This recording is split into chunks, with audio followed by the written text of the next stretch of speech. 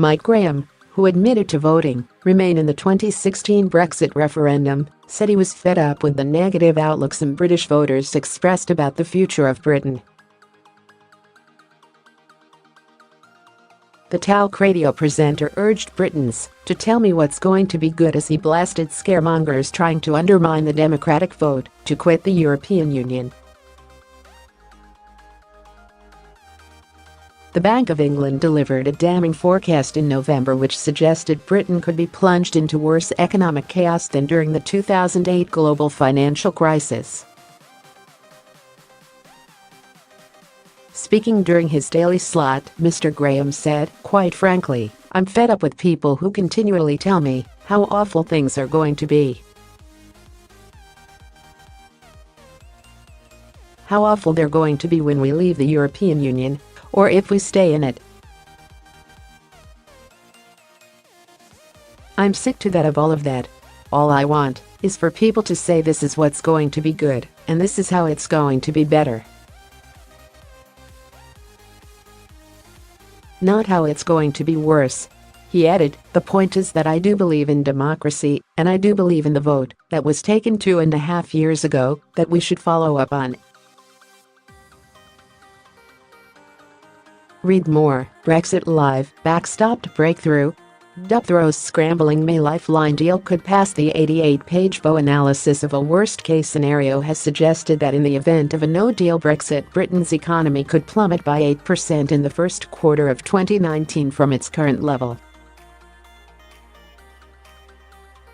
The pound would reportedly slump by a quarter to less than parity against both the US dollar and the euro. According to the study, inflation would jump by 6.5%, while the unemployment rate could surge by 7.5%. Theresa May has thus far refused to take the option of no deal off the table as she scrambles to secure the support of MPs to see her modified Brexit withdrawal deal approved after her first attempt delivered her a humiliating defeat. Economist Radhika Rao suggested this negotiating tactic could help the British government pressure the European Union into making more concessions to put an end to concerns over the backstop. Brexiteer MPs have urged the Prime Minister to ensure any future deal with the bloc ensures the UK can unilaterally put an end to the backstop as not to be locked into a customs union with Brussels.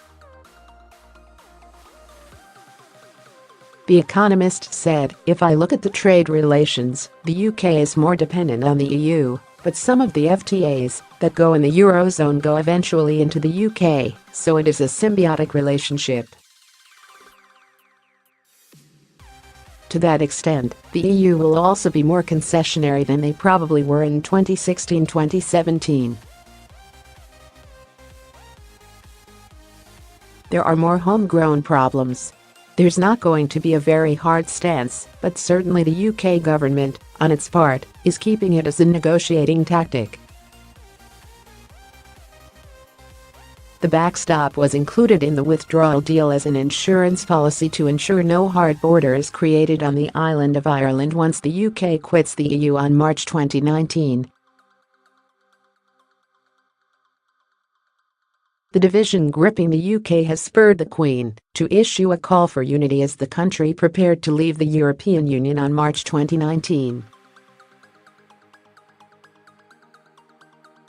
In an extraordinary move, the monarch, who is supposed to remain politically neutral, said, "As we look for new answers in the modern age, I for one prefer the tried and tested recipes, like speaking well of each other and respecting different points of view, coming together to seek out the common ground, and never losing sight of the bigger picture. To me, these approaches are timeless, and I commend them to everyone."